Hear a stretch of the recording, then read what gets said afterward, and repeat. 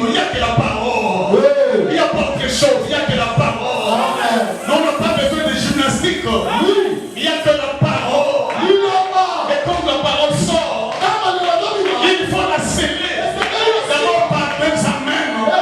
Et si les parents n'ont compris des effets de ta vie, n'attendez pas autre chose. Attendez seulement la parole. Écoutez-moi. La parole du pasteur n'est pas plus puissante que la parole de Dieu. Les commentaires d'un pasteur ne peuvent pas surpasser la parole de Dieu dans la Bible. Et quand on lit la Bible, nous pensons que c'est Dieu qui parle du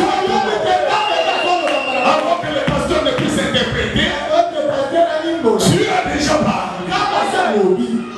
Qui peut me dire amen? Qui peut me dire amen? Et quand on lit la Bible, il faut savoir que c'est Dieu qui parle. Papa va parler maintenant après Dieu. Tu comprends? Et Dieu a déjà parlé. Vous savez qu'on peut lire la Bible comme ça, prendre la ferme, on dit que la prédication est terminée. Je dis la vérité. Parce qu'il y a de ces hommes de Dieu qui savent parler. Ils lisent peu. Et quand il commence à parler, vous sentez que les cieux sont en train de descendre.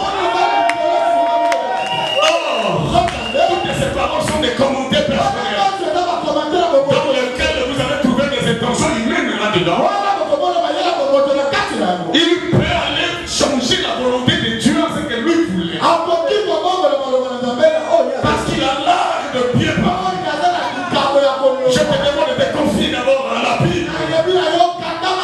Mais ne pas par un brochure, mais des livres de Bible. Alléluia.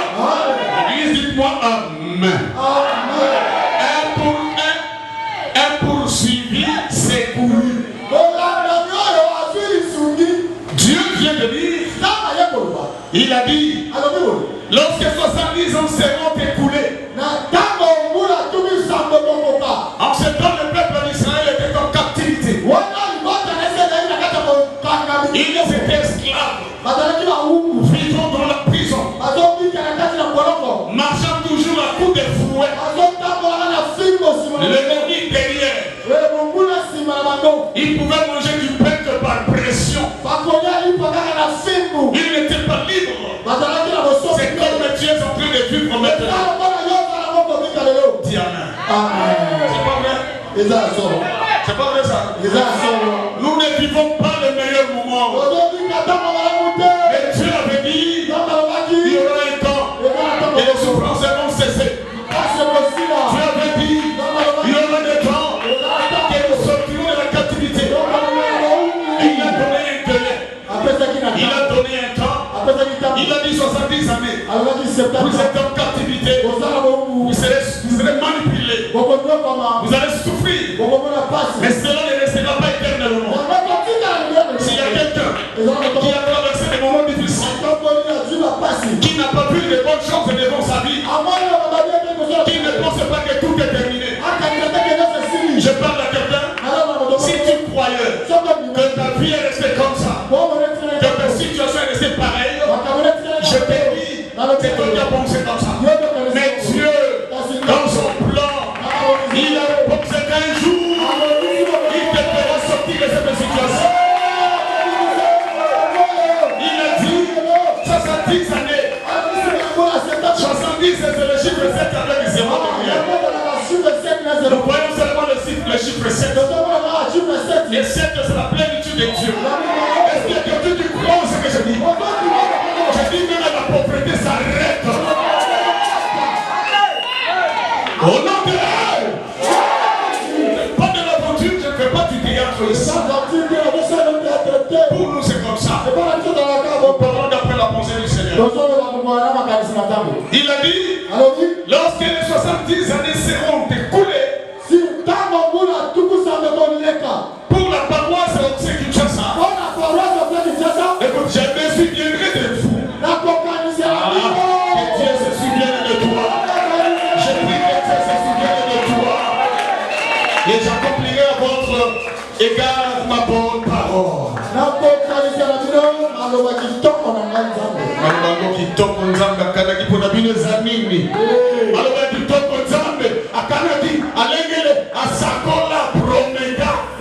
Les promesses que vous portez de la part de l'Éternel.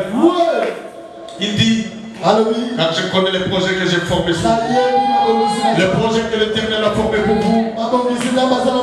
Dit l'Éternel, ce sont les projets de paix, les projets de paix, les projets de joie. S'il y a quelqu'un qui attend la paix et la joie, et Dieu accomplira à ton égard cette bonne parole. Que tu aies cette grâce. Projet de paix et non de malheur.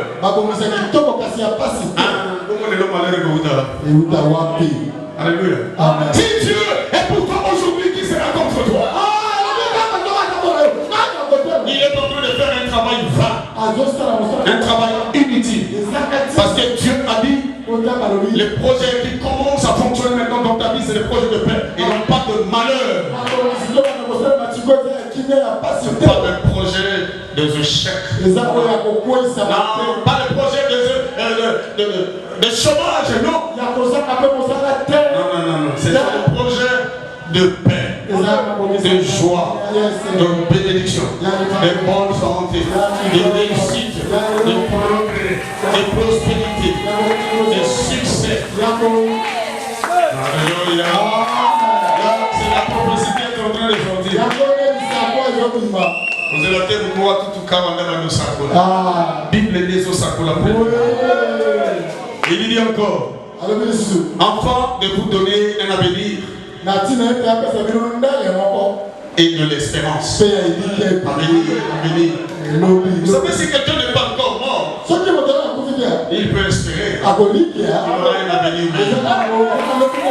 Et maintenant, j'aimerais que quelqu'un commence à espérer encore. Les jours passés n'ont pas été bons. Mais commence à espérer autrement à partir d'aujourd'hui. Tu as de l'avenir. Ta vie ne va pas s'arrêter maintenant. Même s'il y a quelqu'un qui a fait un plan, il a dit que tu meurs en cette année, je te dis tu ne mourras pas. Il y a un projet pour te détruire en cette année. Moi je te dis que tu ne seras jamais détruit. Tes avantages ne seront jamais ravis. Tu peux encore espérer. Applaudis très fort. Je dis tu peux encore espérer. Et Dieu vous bénisse. Même ce qui n'a pas marché là, le mois de la femme n'est pas encore terminé. Le quelques jours qui reste là, le Dieu de Baï va pas te visiter. Et tu sens qu'il a commencé vraiment à faire quelque chose. Accepte cela par les acclamations. Alors il dit, pour recevoir cela, vous m'invoquerez et vous partirez. Vous me prierez et je vous exaucerai. Vous m'invoquerez et vous partirez. Vous priez comme si vous n'avez rien fait.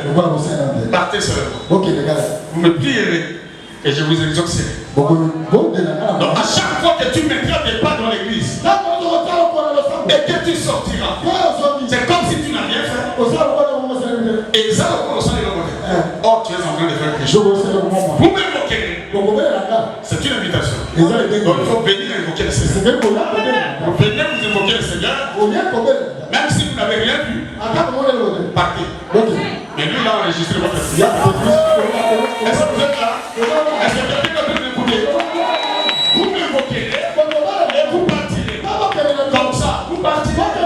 Les gens diront, mais pourquoi vous êtes en train de vous faire souffrir? Vous priez trop, mais vous ne recevez rien.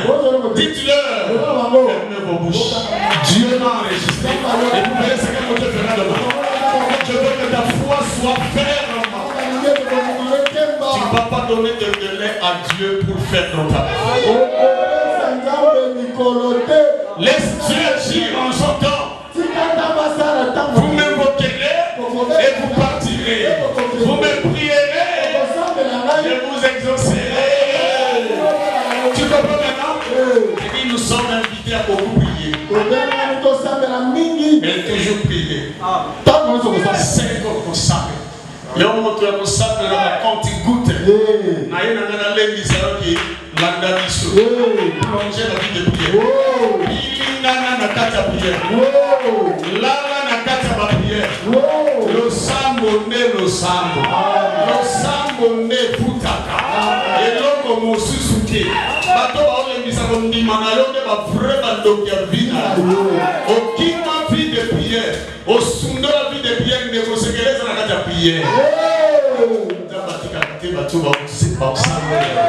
Bateau, on est koleka, souka, koyanola, kabango. Vous me prierez. Je vous exaucerai. Donc, on a mis un secret à exaucer. Ok. Nous avons à quoi exaucer ma prière. Vous me chercherez. Vous me trouvez. Tout le monde.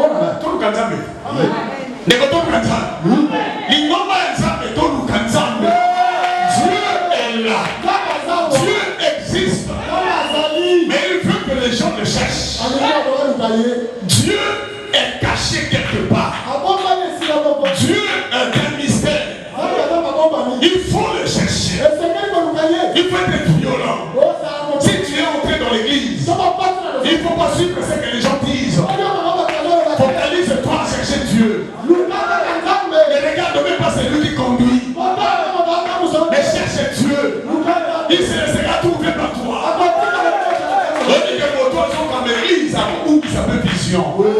Mais on nous dit, Zame, bon, vous allez là, Zame. On est distraction.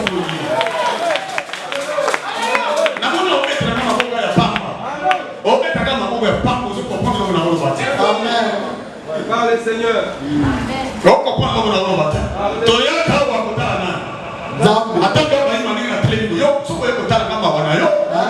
Ne viens pas me regarder. Il y a quelqu'un qui est masqué en moi. C'est cette personne que tu dois chercher.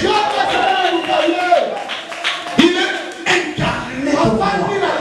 Si tu viendras de la manière d'homme, tu ne vas pas voir que avec ses faiblesses, avec ses défauts, parce que je suis humain.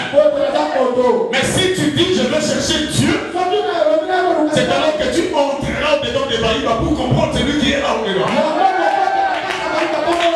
Et cette personne, c'est celui que je te présente. Il s'appelle Jésus-Christ de Nazareth. Il faut le chercher de toutes les manières, dans toutes sortes de prières. C'est dans la prière qu'on cherche Dieu. Alléluia. Une église qui a diminué le niveau de vie de prière, c'est une église morte.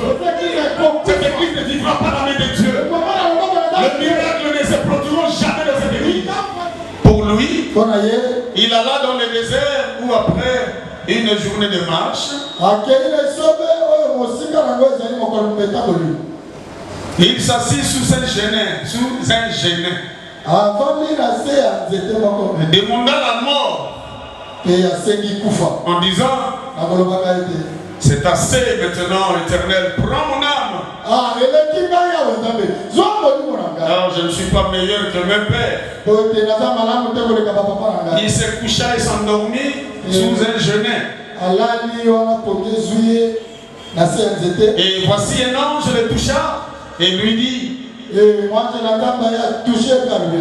lève-toi, mange.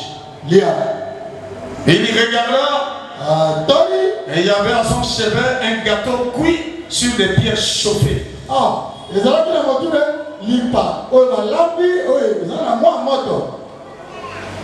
Un gâteau cuit sur des pierres chauffées. Lipa balamba ezali kolo ya moto. Likolo ya mabanga ya moto. Ya moto. Il mangea et but. Puis se recoucha. L'ange de l'Éternel vint une seconde fois. Le toucha et dit, lève-toi, mange. Car le chemin est trop long pour moi, pour toi. Il se leva, mangea et but. Et avec la force qu'elle lui donna cette nourriture, Il marcha 40 jours et 40 nuits jusqu'à la montagne de Dieu. Acclame la parole de Dieu.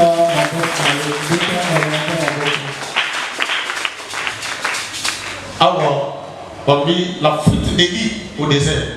Élie qui accomplit la volonté de Dieu. Jézabel le prend pour une problématique. Il lui dit, il n'a pas fallu que tu fasses ça. Mais ce qu'Élie a fait, c'était la volonté de Dieu. Il y a peut-être quelqu'un ce matin qui m'écoute. Il y a peut-être quelqu'un qui me suit de loin. Parce que mon micro est en train de se faire entendre de loin. Il y a quelqu'un qui est en train de souffrir pour la cause de Dieu. Après avoir fait quelque chose de bien, on est en train de te taxer de toutes sortes de mal. Depuis même que tu as reçu Jésus-Christ dans ta vie, et tu as accepté de te séparer avec les gens de mauvaise vie, ils t'ont pris pour leur ennemi. Ils sont en train de te pourchasser pour te faire du mal. Ils veulent à tout prix que tu ne te réjouisses jamais. Et que tu ne trouves pas le temps de repos dans ce monde. Ils te cherchent problème partout. Et dans toutes les occasions. Ils ne veulent pas que tu réussisses. Ils veulent même, ils souhaitent même ta mort. Je dis à quelqu'un, si tu acceptes Jésus dans ta vie, c'est comme si tu as tiré toute une bombe de combat dans ta vie. Tu es poursuivi à cause du nom de Jésus. Tu ne seras pas aimé à cause du nom de Jésus. En pratiquant le bien, en fouillant le péché, en abandonnant les mauvais camarades, en cherchant de redresser ceux qui marchent dans le mal, tu deviendras ennemi de plusieurs. Écoutez-moi bien. Dans Jean chapitre 17, Jésus-Christ fit une prière sacerdotale. Il dit, Seigneur, je te donne ces enfants, ce que tu m'as donné, parce que le monde ne m'a pas aimé. Le monde ne va pas les aimer aussi. J'ai dit à quelqu'un, si tu veux marcher dans la droite chemin de Dieu, sache que le monde va te combattre. Ton entourage va te combattre. Ta famille va te combattre. Vous êtes calme parce que vous n'aimez pas les combats. Vous fouillez les combats, vous tremblez devant les combats. Mais je vous dis que les combats sont